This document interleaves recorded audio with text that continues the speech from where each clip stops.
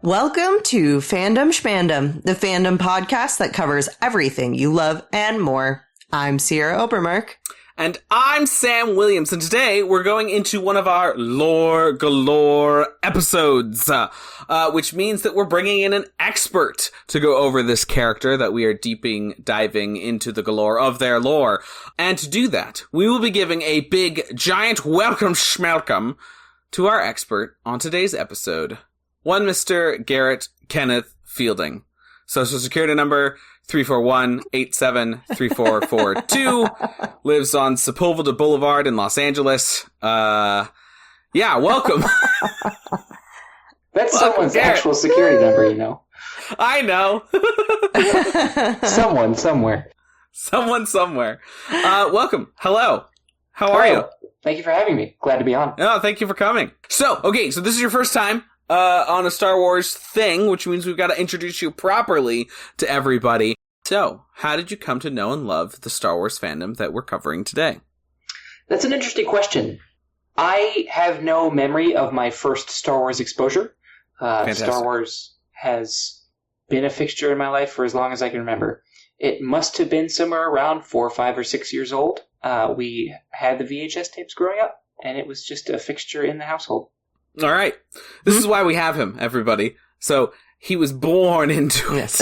Much like Bane was born in the darkness, I was born in Star Wars. Molded by it. I was born into Star Wars. Molded by it. You merely adopted it later on. We're going to need subtitles for an audio. For that last one. I mean, we needed subtitles for that entire movie. Okay, so, what is your favorite movie, TV show, comic book, of the Star Wars fandom? Favorite film forever has been Episode 6. My respect and admiration for Episode 5 has matured a lot as I've gotten older.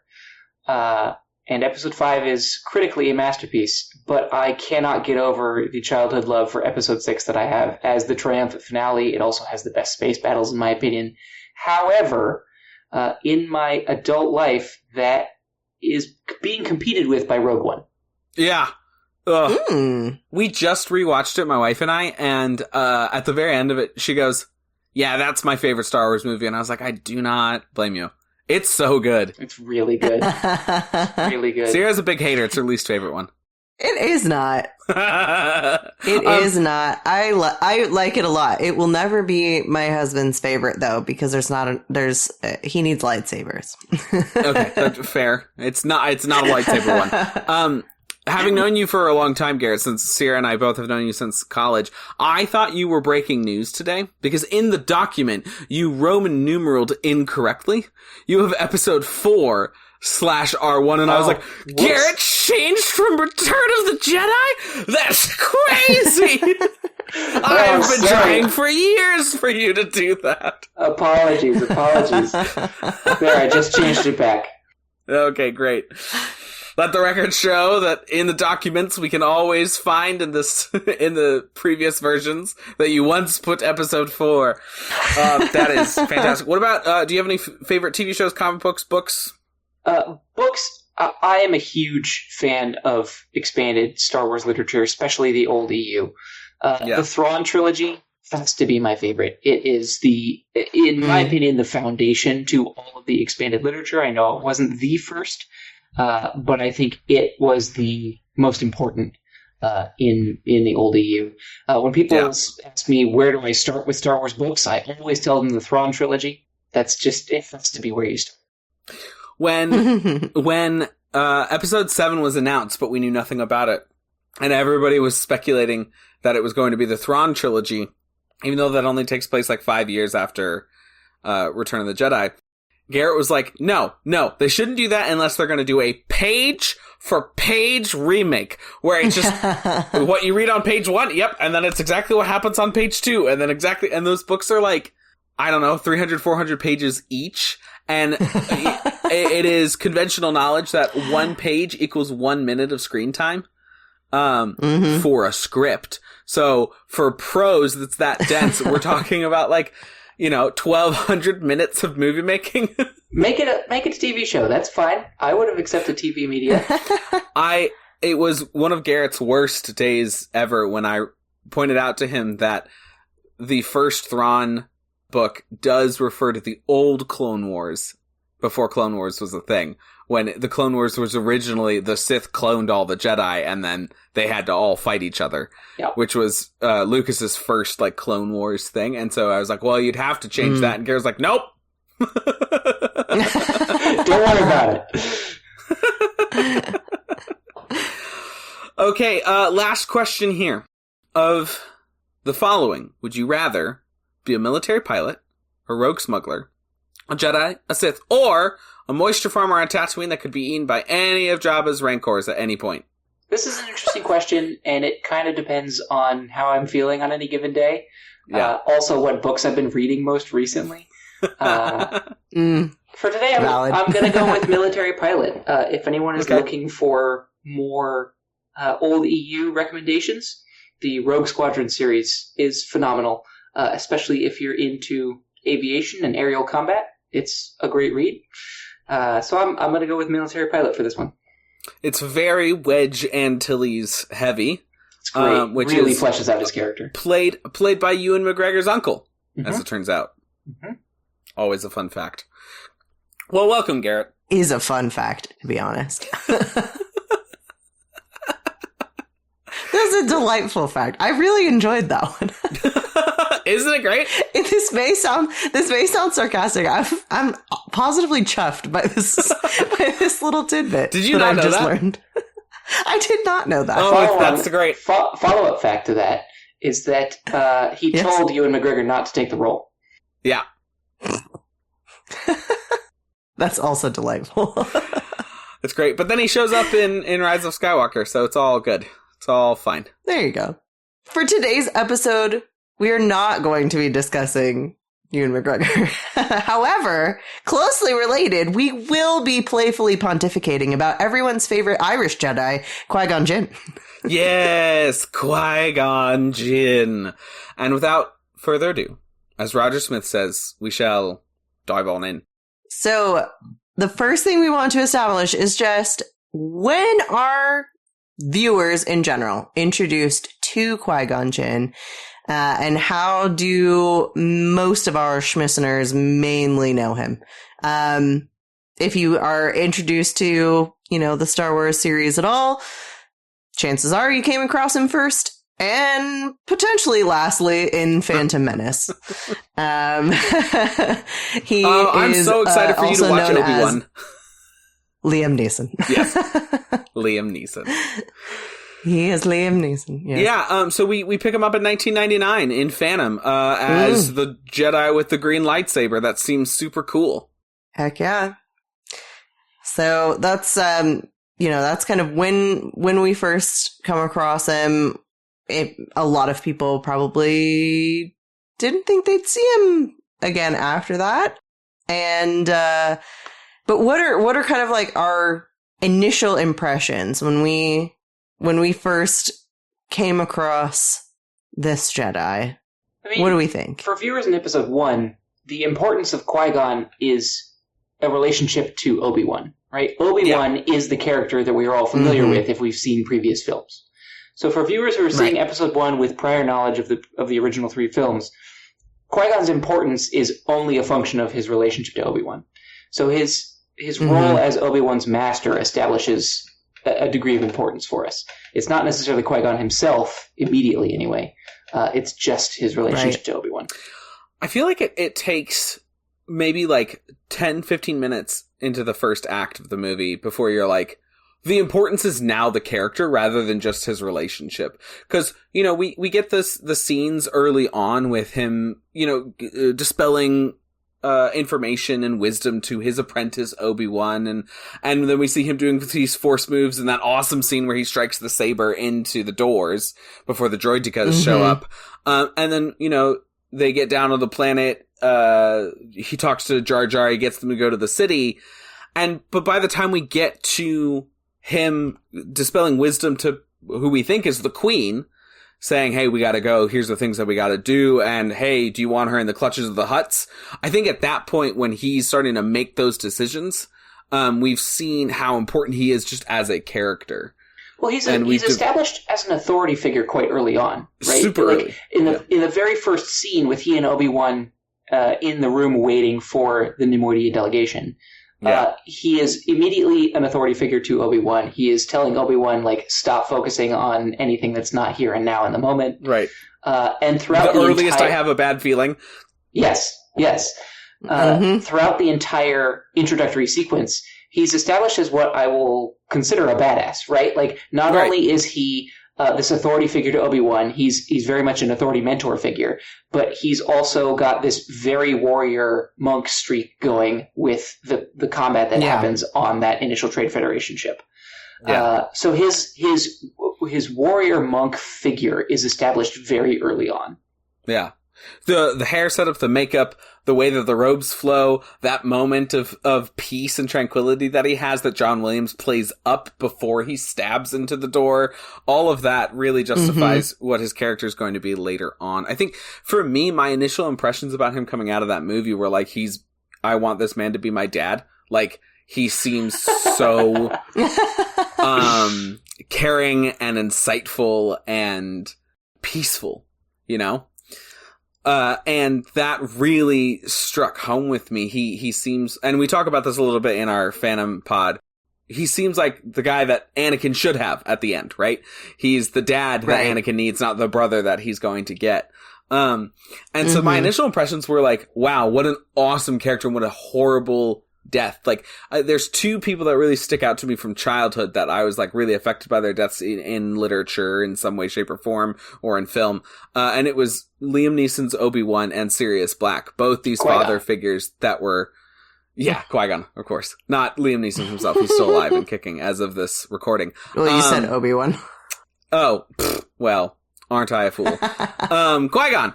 So, Qui-Gon and Sirius Black were the two that I was like, oh no! Because of what it means for the future versus, when Obi-Wan dies in episode 4, it's kind of like, oh, the old mentor has sacrificing himself to move forward versus this is like, Qui-Gon's not sacrificing. Yeah, for sure. Mm-hmm. Yeah. The other important thing that his character establishes for viewers of this film for the first time is, keep in mind, this is the first time that we're seeing the Jedi Order as it existed before the Empire. Yeah. This is the first time that we are seeing Jedi operating in the way that they did for thousands of years before the rise of the Empire. So the relationship between Qui-Gon and Obi-Wan, and Qui-Gon especially as the authority figure in the situation, sets the tone for what the Jedi Order is supposed to be. Yeah.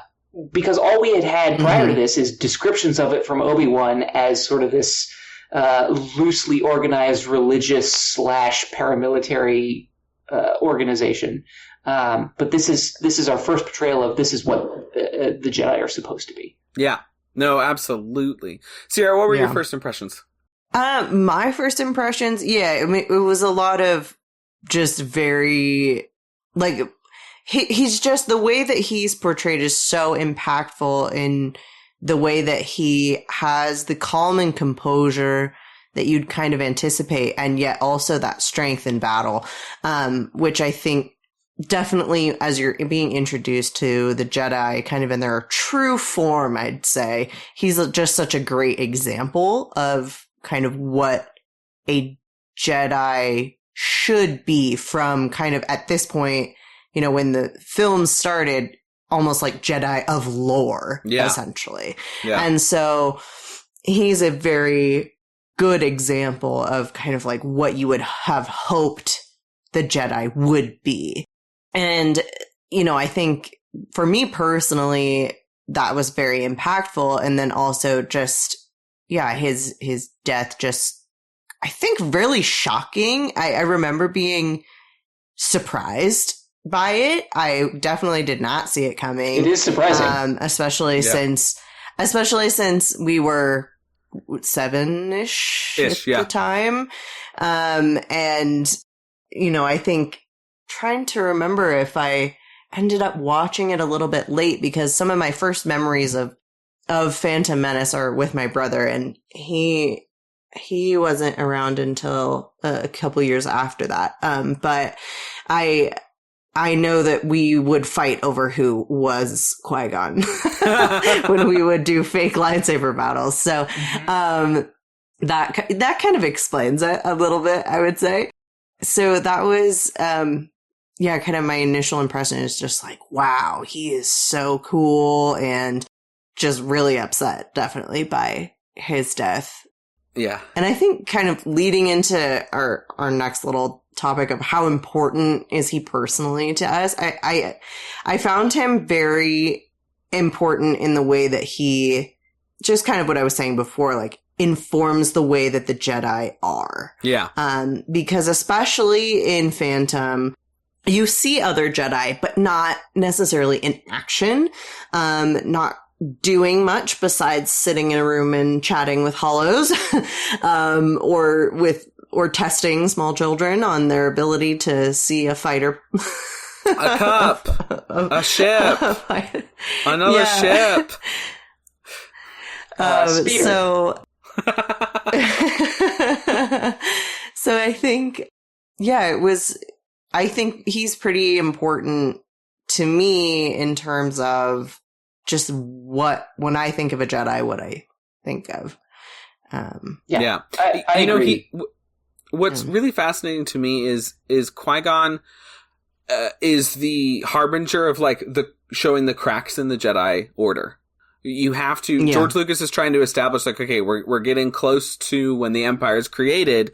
This Jedi regime is about to completely be destroyed, and they've been ruling for 1,000 generations. How do we show that they're not doing everything that they should be? Well, Qui-Gon has problems with them.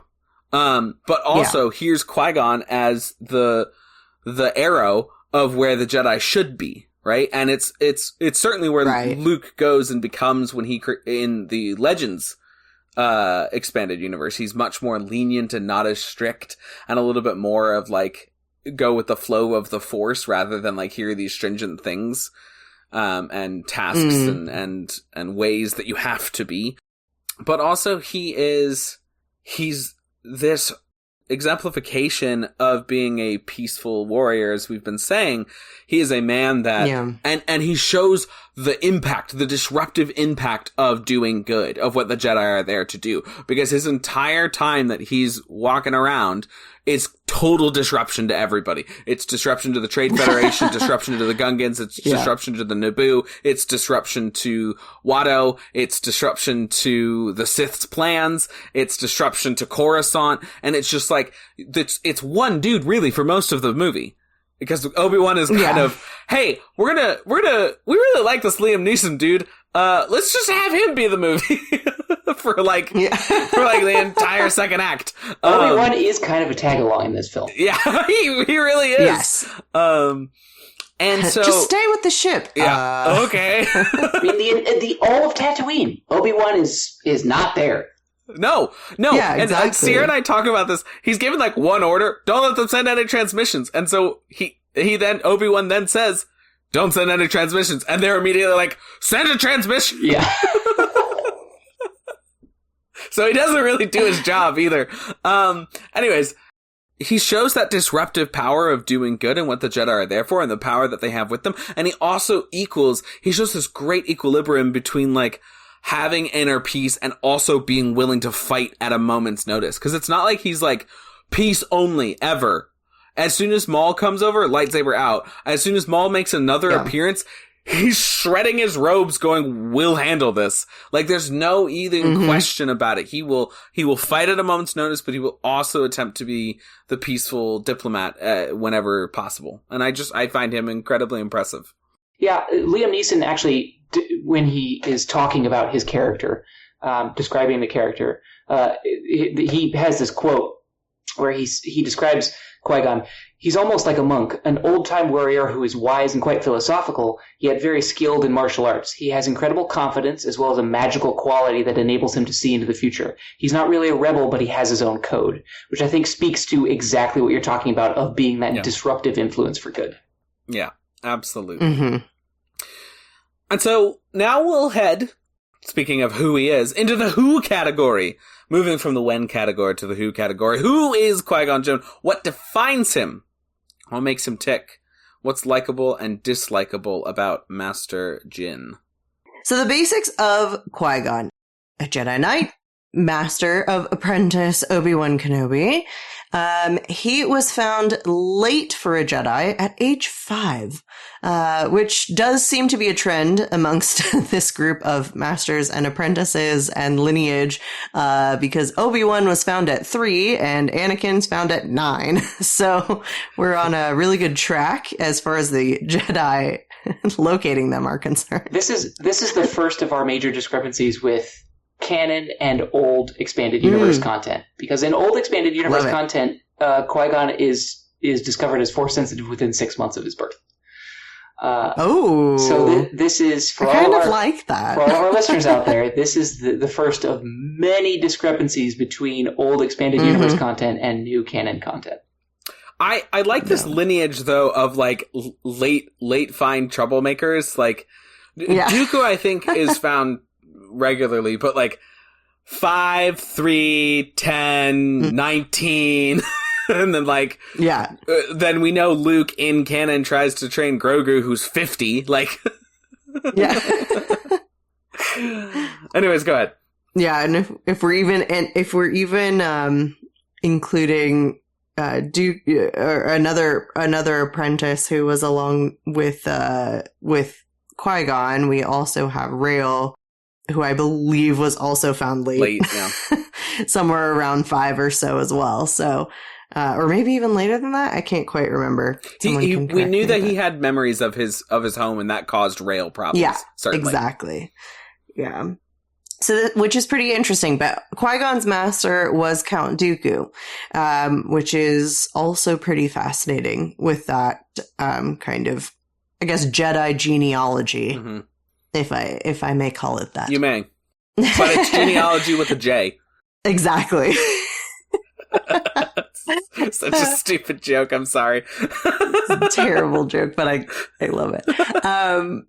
During his time as a Jedi, Qui-Gon is generally known for his more rebellious nature, as you can tell from what we've described so far, often arguing with and occasionally flying in the face of council orders and wishes. But he does tend to do these because he has kind of more moral questions regarding decisions that are being made, and doesn't want to take orders without really understanding the purpose. And he is more of a deep thinker about things, which is interesting because I love that there's a little bit of a moment where Obi-Wan is discussing how when he was so young, he was so rebellious. And now he's this stickler for rules. And I believe it's Yoda who points out that, well, they I don't know, it must have been, it might have been Rael. Qui-Gon in Master and Apprentice is like, oh. I thought it was Rael. Who knows? No? Somebody I don't know. One of them points out that, oh, well, in order for them to get you to agree with council decisions, they had to make you rebel against your master. So they put you with a rebellious master so that in order to rebel against him, you'd follow the rules. Rebellion versus rebellion is a net zero rebellion.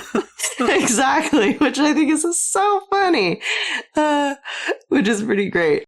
But yeah, I think a really interesting part of Qui-Gon's kind of apprenticeship is that he spent a lot of time during his training studying the ancient prophecies, which is where he gets all of his information about believing that Anakin is the chosen one, and there are other prophecies as well, but that being kind of the main one that we see in the films. So, he believed kind of for a long time prophecies were more, parables, potentially, not necessarily to be taken literally, but some events occur which cause him to believe in the prophecies as more literal.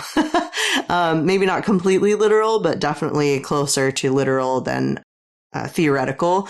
But even following prophecies in kind of a more theoretical way was pretty unusual for Jedi at the time, because they'd largely forgotten about or kind of shunned trying to know the future because it was seen as a way to the dark side, trying to control the future, know the future, change things, and have too much kind of power over things. Real talk, just the more that I learn, the more that everything leads to the dark side, and it's just honestly shocking that there's not more Sith and Dark Jedi. It's a fair point. Because it's just, I've rewatching Phantom and Clone Wars, I feel like every other thing out of Yoda's mouth is, well, that is the way to the dark side. And I'm like, what isn't the way to the dark side? Come on, man. The Jedi Order is such a metaphor for like Christianity or organized religion in some way, shape, or form. And like in Christianity, you often hear like the straight and narrow, and like, gosh, the Jedi just seem to be straight and narrowing themselves into just like, no one's a Jedi and no one's on the light side and everything's just darkness all the time. Where it's like, what is it? Fear leads to hate leads to pain leads to suffering. I'm like, there's a lot of fear and hate in the world. Those are pretty normal emotions. Yeah. Like fear, especially, like, right. Okay, like, so I'm not allowed to be fearful, or do I have to overcome my fear? Like, where's my therapy to help me not get to the dark side? Because all you're telling me is abstinence from the dark side and all of these things. And I think that's ultimately why the Jedi fail, is like, and that's Qui-Gon Jinn is like, no, you can actually interact with all of this stuff all the time. It's how you choose to go about doing your life that determines light side or dark side. And they just don't, they just don't like it. In the in the expanded universe, the original expanded universe, he even has a romance with a fellow Jedi Knight. Yeah. Little girlfriend. Dun, dun, dun. So it's interesting to me from all of this stuff, like what makes Qui-Gon tick, right? And what makes Qui-Gon tick, I think, is like he has these huge moral questions about the way in which people do things, because he's constantly thinking about how to do the most good. And that's kind of different from what we see out of other Jedis, especially when in Phantom, right? We see a lot of people like, this is the way you have to do things, and you must go about it by this thing. And he's not so interested about like built-in rules. He's much more interested about what can be done in the current moment that will do the most good for everybody. Building on that, the other thing that makes him tick is his desire to form relationships with other people. Yeah. Right. And this is an extension of exactly what you're talking about. Jin's character, especially in the old books, it's commented on quite frequently that he tries to form relationships and help as many people as possible. This is what leads him to help Anakin in the first place, right? Like, right. Sure, he's trying to get parts to fix the ship to get off of Tatooine, but ultimately that kind of becomes secondary. You can see that transition in his mind where, like, okay, that is no longer the primary mission. The primary mission is helping these slaves. Yeah, totally. And it is a little frustrating that he didn't, when trying to free 2 slaves with 1 pod, didn't go, all right, well, let's roll for if it's worth 1 or 2. All right, dice roll, cool. Now let's roll to see if I can have Anakin or not. Like, it's just like, he didn't think 2 seconds after he rolled the first dice. He's like, well, let's gamble on this again with another dice roll. You have to set up. I'm really good at manipulating dice. You have to set up the fall of Anakin. Garrett, here's a real quick question in terms of what makes Qui-Gon tick. Do you subscribe to the belief that he and Shmi definitely hooked, or I should say unnamed mother number 1, hooked up in Phantom Menace? I do not, no. Okay. All right, fine. That's 2 against 3. Sierra and I were fully into that theory. As fun a theory as it is. Anything actually happened?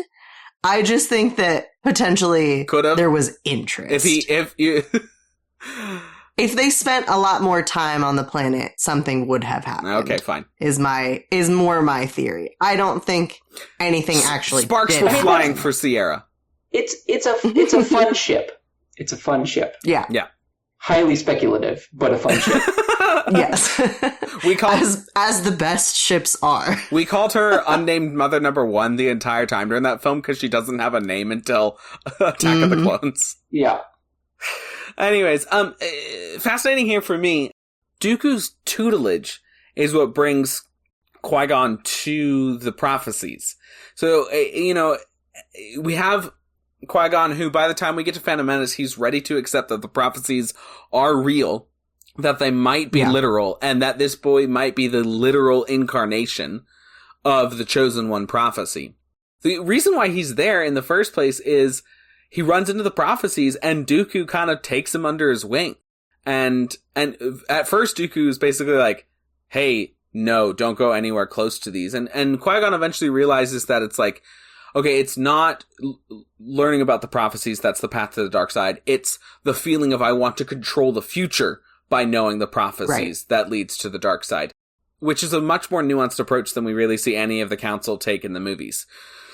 So, but then Dooku and Qui-Gon sort of get deep into it, and then Dooku, you see himself has to pull himself away from him. And it's kind of all dark and mysterious as to why. And that's really interesting. And to me, you also get Qui-Gon's character. He understands that the dark side can exist, but you can still be a good person. Because in the Tales of a Jedi little short, there's that 13, 14-minute episode of Dooku trying to eradicate corruption. And he uses the Force choking in that scene. Now, Qui-Gon knows it's not the right thing. He goes and frees the sun. Sun runs out, and eventually Dooku stops choking out the senator who's super corrupt. But you see Dooku using methods not approved by the council in order to do the right thing, like stamp out corruption. And so you get a much more complex character and Jedi than, Ki-Adi-Mundi being like, light side, here we go! This is interesting. This is where I'm going to interject and say, this is all totally different in the Legends EU.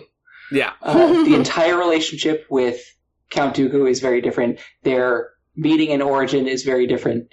In Old Legends EU, Qui-Gon is chosen by Dooku as the result of a dueling tournament between all of the apprentices at the temple. And interesting. Qui-Gon is seen as one of the strongest pupils, and Dooku chooses him because he says, I want to train the strongest pupil. It's entirely a selfish motive for Dooku. And their relationship develops as one where Dooku is constantly trying to portray being Force sensitive and as a mode of strength. And he constantly chides Qui-Gon throughout their apprenticeship in the old EU for caring about lesser life forms. And lesser life forms, in Dooku's mind, means anyone who does not have a connection with the Force. Dooku sees being a Force user as a superiority. And so this is a distinct difference in their philosophical styles with the Order, is that Dooku is all about the Force as a means of power, which obviously leads to his eventual fall. And Qui-Gon is all about the Force as a means of doing good. Yeah. Well, so interestingly, when in now canon, so Qui-Gon goes to talk to Dooku and is presented as an option for him, and Dooku is basically questioning him, and Qui-Gon says essentially that he's not afraid. I'm not afraid of you, Master Dooku, but I'm not afraid of becoming of being worthy of you. And Dooku was like, oh, that's super wise. Most people would try and just say they're not afraid, period. And so I'll take you on because you admit that you're afraid. So it's really topsy-turvy from, oh, best one, that one's mine. Yeah. Which again, I think there's something to be said about the old EU, especially old EU as it surrounds the prequels, right? The amount of time between the prequels being released and the end of the expanded universe and conversion to Disney canon, there wasn't a whole lot of time to really develop the strong sorts of character description that there was for all of the EU surrounding our original trilogy heroes. And so I think that prequel EU content is generally very simplistic. And this relationship between Qui-Gon and Dooku is no exception to that. Yeah. I prefer new canon Dooku to Legends canon. I think he's Dooku. Yeah. Because it's what you've explained, Garrett, is like, it's so simplified. Best one, power, electricity, I'm Darkseid, versus like, hey, I'm wrestling with the prophecy, I'm wrestling with my homeworld. Like, I've read the Dooku book, his like whole sort of shift into why he goes into, or his comics or book or something like that. Anyways, his sort of like debate as to why he's going to go back home and join and protect his family's legacy and heritage, versus being in the Jedi way. It's just like so different, and it's so much more nuanced. But as you're saying, Disney's done a lot less with the original Han, Luke, Leia stuff than old EU canon did, which was like basically all Han, Luke, Leia for a long time. Again, just the amount of time available was for those character sets is totally different. Totally. Yeah. So then kind of moving into what is or is not likable about Master Jin. In my opinion, so I think, as is the case that we often see with characters or even real life people who die young or on the younger side, we can tend to see their life with a little bit of like a rose-colored glasses view. However, the more that I learn about Qui-Gon, the more I think he just really is great. And that there isn't a whole lot to dislike about him. Not saying he's perfect by any means or that he can do no wrong, but you know, he's a rebel, but he's not a rebel for the sake of rebellion. He really is like thinking through why he doesn't agree with something or what exactly is going on behind the scenes to cause a difference of opinion. I really appreciate that he's someone that he doesn't just follow blindly, but he also isn't just trying to be contrary just to be contrary. So I think that he is just a really fascinating character. And from a character standpoint, even if I had met, you know, if I was in this world and I met him, it would be very difficult to dislike him. And I think we even really see that in Phantom. You know, he may rub some people the wrong way. He may win some bets through fishy means. Or knock people unconscious who are freaking out. But none of them seem to actively dislike him afterwards. Even if they suspect they're being cheated, Watto still is like, yeah, rah, rah, rah, rah. You know, just grumble. Because he just has that quality. In all of those scenarios that you've mentioned, Jin is operating on his highest sense of right. Yeah. Right? Like, exactly. In all scenarios, all of the depictions we see of him, Jin is operating, yes, as an anti-authority figure in some instances, but often it's to accomplish his highest sense of right, sort of rules be damned. And I think that makes him resonate with viewers because it's an anti-authority figure, but it's not, like you mentioned, it's not anti-authority for the sake of it. It's anti-authority as a means to accomplish good. This is the kind of character that when people say like, oh, if we could just like cut through red tape to affect change, whatever that may be, this is the perfect example of that. Like, Qui-Gon sees a thing, he sees that it needs to be done, and this is like the moral high ground, and he makes it happen regardless of the strictures of either the Jedi or social rules around it. Absolutely. Yeah, if we were putting him on an alignment chart, he'd be, you know, chaotic good, where he's going to do what is right, regardless of how lawful it may or may not be. Whereas the Jedi at least the Jedi Council is definitely more of a lawful good of this is specifically the laws and we are going to stay within them and we are going to do good, but within these boundaries. Whereas he is definitely like, but why? Why can't I maybe fudge something a little bit in order to do the morally correct thing here?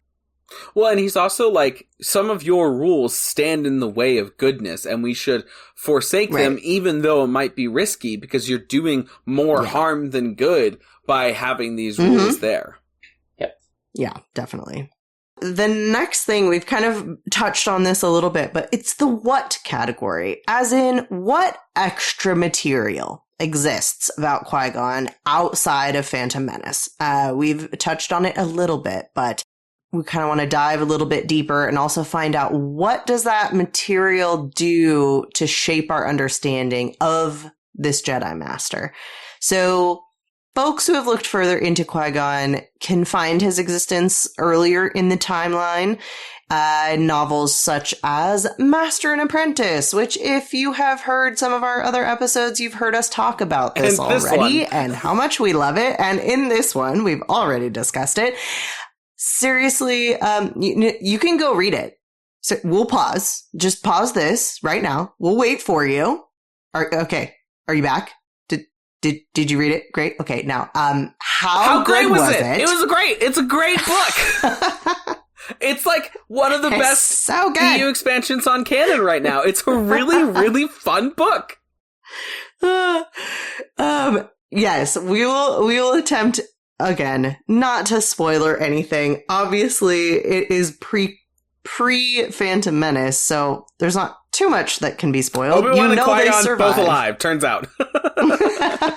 Turns out they don't die and then somehow return. What a shot at Rise of Skywalker. Way over Garett's head. No, I'm just going to leave it alone. Okay. But Garett, what other information is there? We've been, you mentioned there's not a whole ton of expanded universe just because there wasn't time to create it all. But what other information do we have out there? It's not like there isn't a whole ton. It's just that there isn't a whole ton relative to the amount of content about the original trilogy. Han, Luke, Leia, yeah. Fair. But for Qui-Gon Jinn, there is a significant amount of material in the old Legends EU. And this mostly serves to flesh out his character, right? Again, we're introduced to Qui-Gon in the context of Obi-Wan. As viewers are watching episode 1, our frame of reference for this person is as Obi-Wan's master. And throughout the film, we're introduced to Qui-Gon. We see how he operates. We see, like you mentioned, this sort of chaotic good character. Sometimes we're kind of told, not shown, how he is viewed by the council. There's that interaction with Obi-Wan on the balcony when they're on Coruscant. If you would just go along with the council, you would already be a member. That's sort of telling, not necessarily showing. We know they have disagreements about Anakin, but we're sort of uncertain in the larger context of the Jedi Order, like what other things is Qui-Gon doing that makes him not worthy of being on the council. Telling them that Obi-Wan's ready for the trials, and they're like, we're going to make up our own mind. We will be the judge of that. Get out of here! So, who are you? What are you, his master? In the film, we're shown this character that, as we've talked about, is quite a likable character. We all come to enjoy Qui-Gon, and we appreciate what he's doing. But in terms of understanding his background, we're given nothing, right? There's no context for the background of Qui-Gon. We don't even learn that Dooku was his master until episode 2. Of course, Dooku doesn't make his appearance until episode 2. So, for people who are looking for more information about Qui-Gon itself, the EU basically serves to flesh out his life up until episode 1. So, and it goes all the way back to his birth. Again, he's identified at the age of 6 months. He's taken to Coruscant, trained, etc. The important moments in Qui-Gon's life in the EU, he becomes very good friends with another youngling at the temple. Eventually, they are lifelong friends, eventually form a bit of a romance. He is chosen by Count Dooku for winning the Exhibition Day lightsaber tournament. He and Dooku have kind of a strained relationship. It's not really a sort of brotherly relationship that we see with Obi-Wan and Anakin. It's very much a master and apprentice, a traditional master and apprentice relationship. There's not a whole lot of overlap in terms of like personal interests. They have very different styles about the philosophy of the Jedi Order. He eventually does, become a knight. We also learn about his apprentices before Obi-Wan, of which in the old EU there are, depending on who you ask and what point in time you're talking about, 2. In most of the novels, he has 1 apprentice. This apprentice eventually falls. It's not quite a dark side fall. It's more of a forsaking the Jedi Order generally type of fall. But again, he does have a fallen apprentice. there were mentions of another apprentice in some ancillary materials, some like visual dictionary type materials. And so there was confusion amongst the fans for a while about, well, does he have one? Does he have two? We haven't heard about this other one that came before this fallen apprentice. They eventually had to rectify this in a comic book series, where he does have a first apprentice that he successfully trains. The second one falls. It makes him feel bad about his training. He believes that his first one didn't count as a result. He's down on himself. And he resolves not to take another apprentice, or he's not interested in taking another apprentice when he meets Obi-Wan. In the old EU, Obi-Wan is 12 years old. He's about to turn 13, which in the old expanded universe, this is the age at which you kind of age out of becoming a Jedi student. Like, if you haven't found a master by the age of 13, you are sent off to other supplementary Jedi orders. So, like, the Agricorps is a great example of this, where, like, people who haven't become a Jedi Knight use their force powers to grow food on other planets. It's sort of like Peace Corps type work. And so Obi-Wan is gets sent off to the Agricorps because he hasn't found a master, and Qui-Gon Jinn happens to be sent on a mission to the same planet, and they have some overlap there, and that relationship develops. It takes some time actually for Obi-Wan to become his student, and there's some crossing of paths along the way. His first apprentice has a falling out with the Jedi Order, goes back to his home planet. Eventually, at the same time, this relationship with his fellow Jedi Knight is developing. Spoiler alert, she ends up dying. He goes into a rage. There's a bit of a conflicted period in Qui-Gon Jinn's life where he's struggling with rage and vengeance. And I think this is an important distinction for Qui-Gon, is on the subject we were talking about earlier of following the Jedi strictures. This is one moment where he exacts a form of vengeance that is not rage. This is not pure rage. It's not the type of vengeance we see portrayed by Anakin in Episode 3, which is a very interesting dynamic, and it fits his character really well. It is retribution without evil intent. It is sort of, again, chaotic good. This is all about Qui-Gon being chaotic good. And it's interesting to see his character wrestle with those types of emotions, especially in this context of Jinn being sort of a rebellious Jedi. Right. Yeah. And I think it's these sort of interactions that get Jinn labeled as a gray Jedi, although that's sort of a misnomer that can mean different things to different people. Yes, it can. All of this happens in this old expanded universe and serves to flesh out his background prior to Episode 1. So, real quick, what I most remember about this fallen dark Jedi, not a Sith thing, is they kind of take his characterization and turn that into Maul in Clone Wars Sierra, where you know how Maul's just kind of running around being like, Kenobi? It's Qui-Gon's apprentice is a little like that. Yeah, a little bit. In the expanded universe, where he's just Jinn? He sets traps for him. It's really that's actually that's a really good comparison. Very actually, Joker Batman-esque. Yeah, no, so those books are meant for 10, 12-year-olds, so they're pretty simplistic, but it is he's they're walking through the forest of some moon, and the guy's just rubbing his hands together, waiting for them to fall into the pit of spikes. Essentially, not really, but that's kind of how he feels.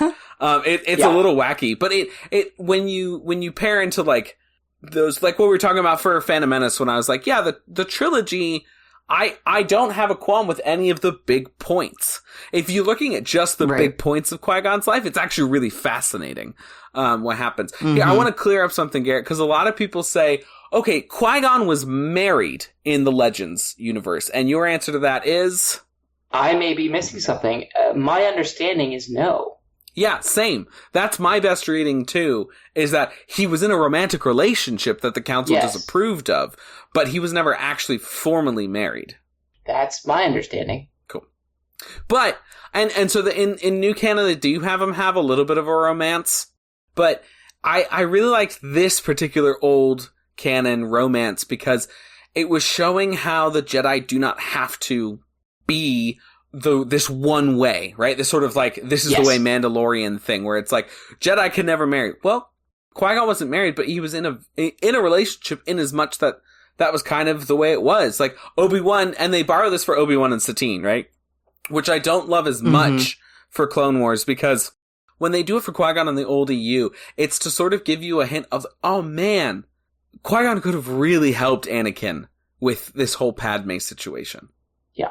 And versus when they do it with Obi-Wan and Satine, it's like, wait, okay, so Obi-Wan, and so they kind of rip away this. It's very personal to Obi-Wan in the Clone Wars. Yes. Yeah.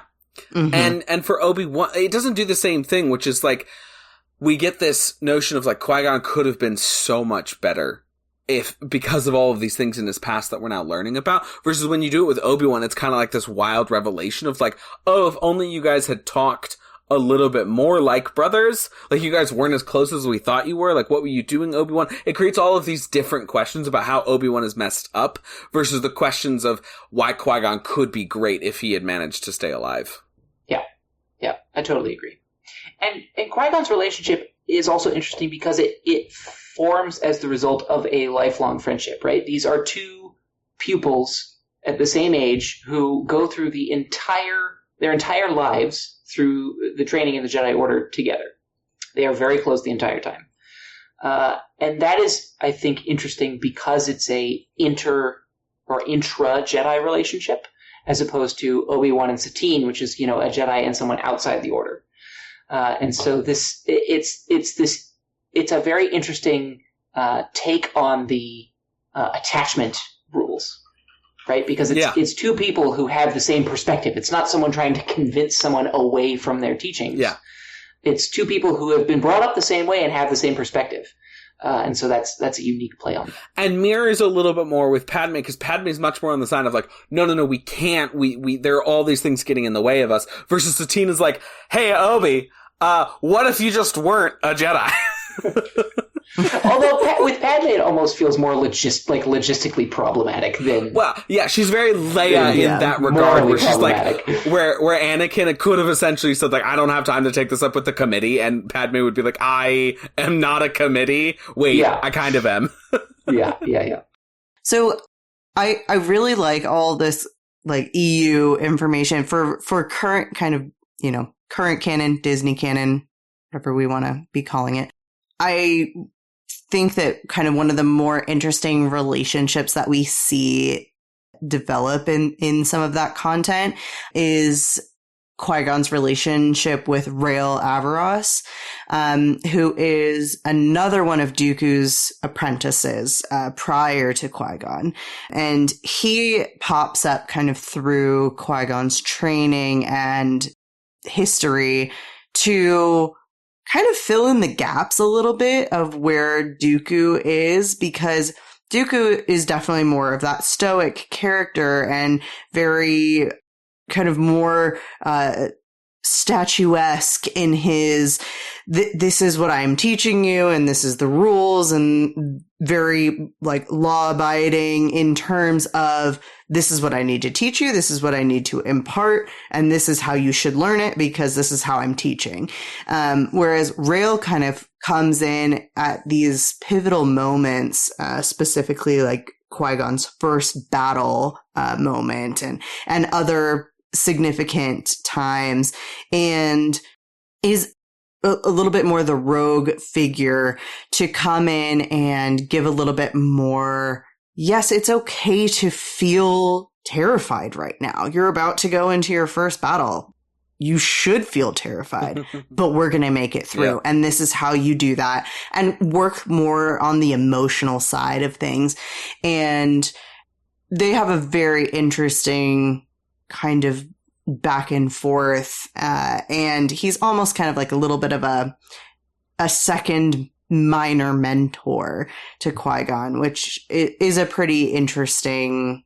And we also see Rael interact with Obi-Wan a little bit as well, which is also very interesting, because by the point that we see that interaction, Obi-Wan is definitely on the side of, we follow all the rules the council has stated. As perfectly as possible. But Rael is going off and having relationships and doing what he wants and wearing non-appropriate attire and doing his own thing.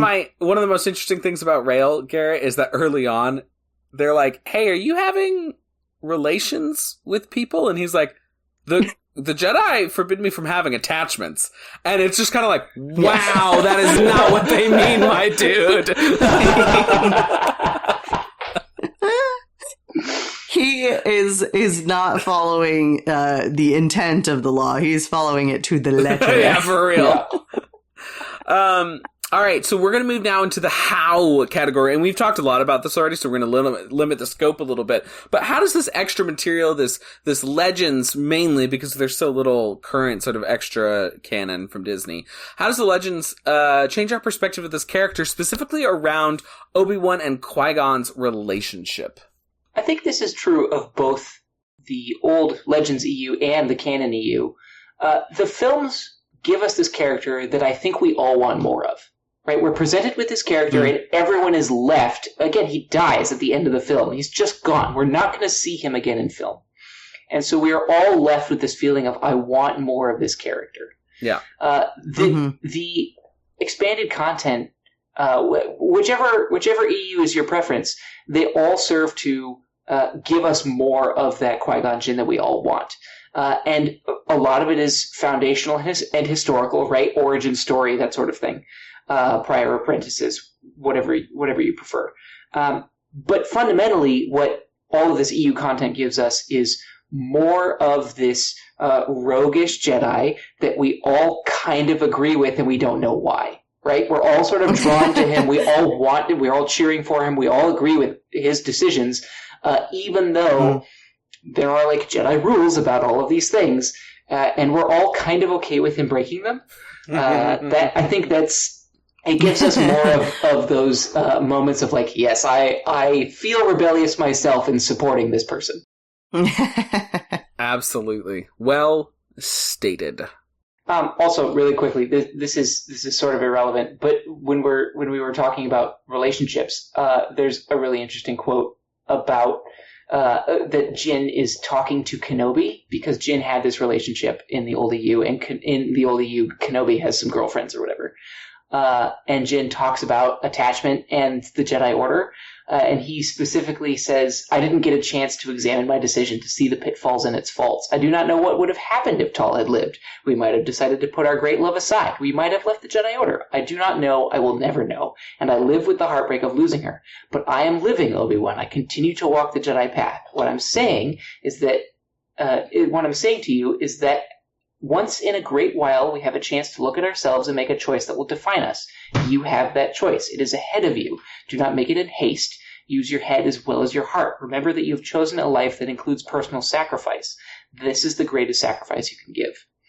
Which is a really interesting take on that relationship aspect, right? Like, that is a classic Qui-Gon Jinn pearl of wisdom. Yeah. Yeah. Mm-hmm. Really good. That is for sure. Wow. I got chills listening to that one. That was really great. So now we're going to go into our where category, part 1, which is where, on a scale from Zeiston to Death Star, does Qui-Gon Jinn fit into the fandom of Star Wars? Where does he rank in importance?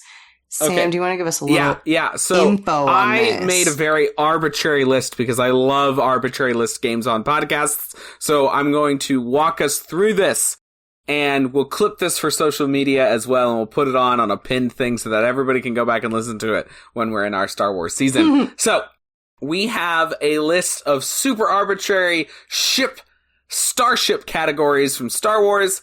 And I will start at the top, like most important, going down to the bottom and explain why each one is called that. So the very top one, single best category of importance, Death Star category. It's powerful and it's iconic. And now when I'm talking about powerful, I don't mean like strength-wise. I mean powerful to the story. Are they doing a lot of heavy lifting for the overall Star Wars story that we're trying to tell? So, a comp for this would be Lucas Skywalkerith, which really needs no further explanation. You could put Han, you could put Vader, you could put Anakin, You could put Leia, anybody, Rey. They are powerful. They're iconic. They're there, right? Okay, so that's top tier. Second tier down, Millennium Falcon, iconic. Okay, iconic characters that are still powerful, but maybe not as powerful to the story. So somebody like Mace Windu, right? Or I struggled with even Chewbacca a little bit in here. You could argue he's Millennium Falcon, or you could argue he's Death Star, but Mace is kind of who I've got running in that Millennium Falcon territory. Then we've got the Executor, which is the super class Star Destroyer. That's Vader's ship, which is like way bigger than a normal Star Destroyer. This is like powerful to the story, but not nearly as iconic, so not as known by a layman, right? Almost everybody knows Mace Windu if you've encountered Star Wars. Everybody knows Luke Skywalker, even if you haven't encountered Star Wars. So this is where I have Ahsoka, who is starting to move more into the Millennium Falcon character, especially because now she's got her own show. But I think if you're talking to still layman Star Wars fans, they're not necessarily going to know who Ahsoka is. They probably know Mace before they know Ahsoka, if you just movie watching. So that's where I've got that for our third tier. Our fourth tier is the Fett's Fire Spray ship, since we've moved away from calling it Slave One. This tier is for the huge group of fandom love. So, right, it's involved in the fandom in some way, shape, or form. Really beloved within this fandom. I've got Din Djarin, who is the Mandalorian. You could also put Grogu in here, who's not, necessarily central to the overall Star Wars story like Luke is. And is just below Mace and Ahsoka in terms of tiers of characters. Now, anybody can argue with me about this. That's fine. But this is the list that we're going with, so get used to it. Into going into this next tier, the fifth tier, we've got the Mon Calamari Cruiser. This is something, again, layman might not know, but it does have an impact and is largely powerful to the story. But, maybe not as super beloved by all fandom, doesn't have a huge following, is largely not known, but within a subset would be known. That's Mara Jade for me, is the comp for that character. Then we move into our Wing series. So the X-Wing, small, iconic, impactful. That would be like Babu Freak or K2SO. The A-Wing, beloved but unknown. That's R5D4. Who, Sierra, I'm not even sure you know that one. Do you know who R5D4 is? No. Okay, very quickly. I don't think so. R5D4 is very famous. He blows his, what's it, Garrett? What does he blow in episode 4? He's got a bad motivator. He's got a bad motivator. Red. Now, it turns out, Sierra, there was a whole comic in Legends. Yes, okay, I know. great. Force using droid, okay? Which doesn't make any sense because he's got no midichlorians or blood in him, unless, but, so. Oh god. Five, the ramifications of that one. R5D4. Now we've got, below that is Y-Wing, the utilitarian character, and I've got Malakili, who, Garrett, I'm testing your knowledge here. Who is Malakili? I don't know. Drawing a blank. Okay, Sierra? Have to go back and read. No idea. So I knew the character, but I didn't know his name. This is the man who immediately starts weeping after Luke kills the Rancor in episode 6. Oh, the animal caretaker. He's the Rancor caretaker. Yeah. So utilitarian, right? We know exactly why he's there, and that's the only purpose that he really serves. I've got the Naboo Starfighter, which is a pretty character, but not much else, which is where I have Hondo Ohnaka, who is well beloved, but kind of meaningless if you really think about where he sits in Star Wars universe. This enterprise is no longer profitable. And you guys can fight me about if Malakili should be above Hondo Ohnaka or not, but whatever. It's my list. Then we've got the droid Tri-Fighter, which, as Garrett and I say all the time to each other, it says uh-oh in space. This is the type of character that, people try and pretend doesn't exist, but they do know exists. So this is like a Jar Jar Binks. Yeah? And then lastly, I've got the Zeiston class Star Destroyers. This is the no one cares category. The who category. Which for a character comp, I have Lobot for. Alright, so Sierra, do you know who Lobot is? Okay, No. Garrett, I'm pretty sure you know who Lobot is. He's one of the bounty hunter droids. Oh, no, he is not! Oh, no. He's the cyborg in Bespin with the implant in the back of his head. He's got a crazy backstory. He was like a major slaver and he did all this terrible stuff. And then they basically like drug him out and cyborg implant him. But at the very end of the day, everyone's kind of like, who? Why does it matter? And that's what we've got. So, with that being said, for Qui-Gon Jinn, I'm going with Millennium Falcon territory. He's super iconic, but ultimately not a heavy lifting character like Obi, Annie, Luke, Leia, Han, etc. Let me just say, this is a wild tier list, by the way. This is crazy. It should be. I have many issues with it. I'll go on. Well, that's too bad. Well, that's too bad. I think Qui-Gon has to end up high on this list only because he is a primary film character. Yeah. Right? The later on in the list you went, the more you got into ancillary characters and secondary characters. Qui-Gon, because of his prominent role in a major film, has to end up high on the list. So I don't think he can be anywhere less than third or fourth tier. Yeah, I agree with that.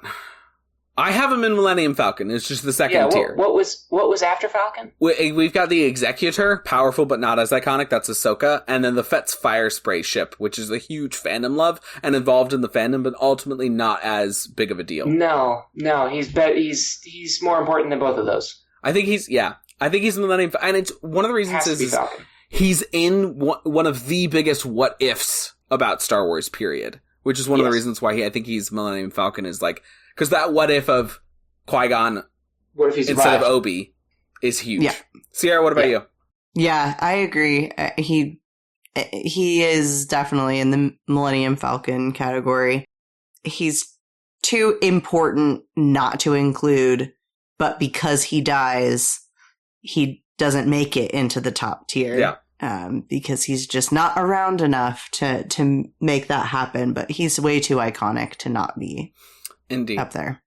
Which is a shame, because I would watch more Liam Neeson content all day, every day. I mean, I would watch so like many. I said to Sierra, I'm very excited for you to watch Obi-Wan, the show, finally.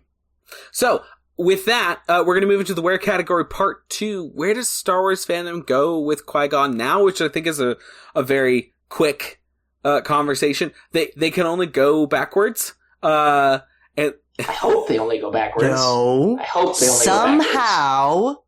He survived. No, oh gosh. And now I'm all the Jedi and you're all the Sith. And it's just terrible. Okay, so yeah, I think they can only go back like the old EU did, like the Legends did. Unless they're gonna make his path to return from the Netherworld like a story where you can like, sort of like they do in Rebels. This means nothing to either of you right now.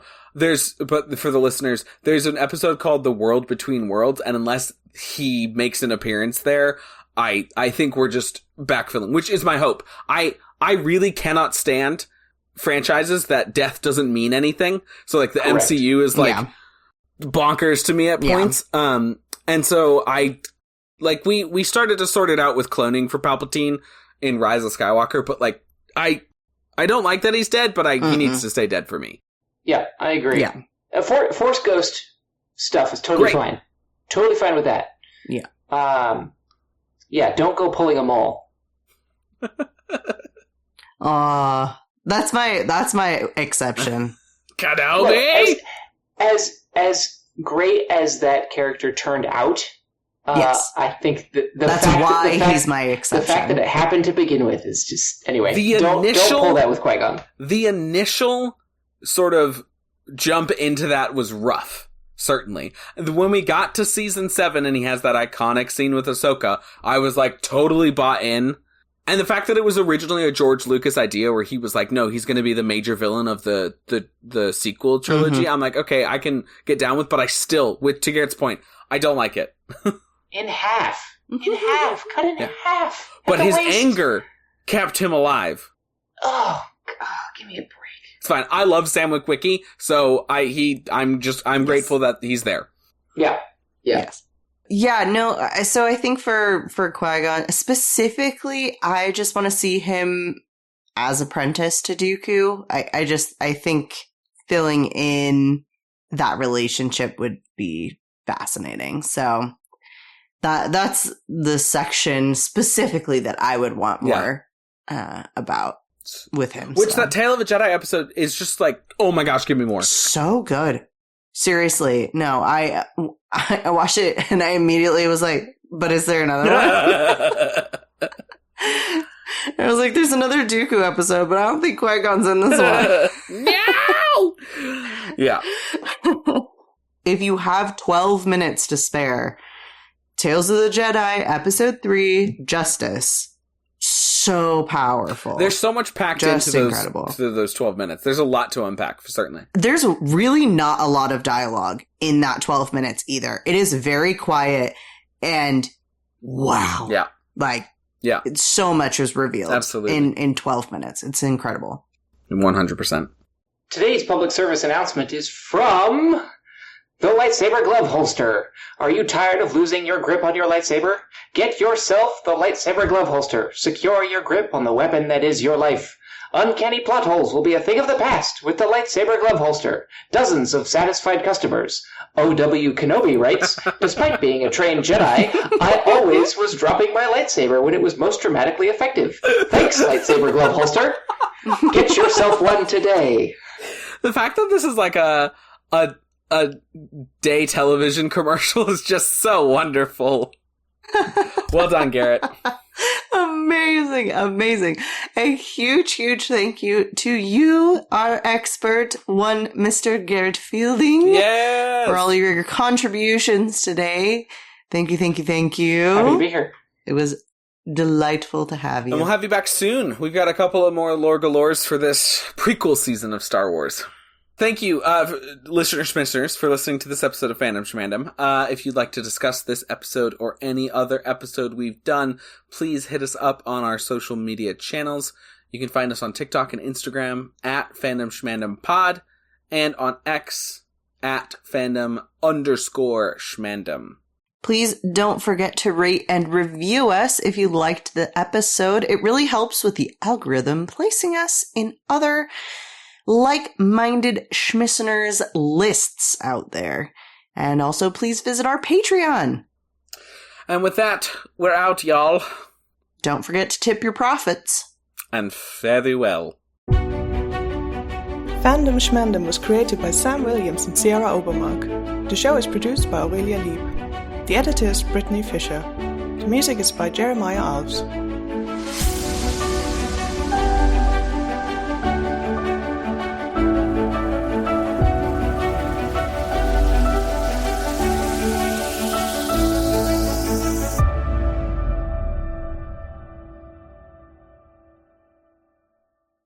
Pause on the recording. No response. Wow. They can't see a thumbs up, you fool. This is an audio medium. Okay. For those of you listening at home, Garett has given a thumbs up as agreement for his continued appearance on this podcast.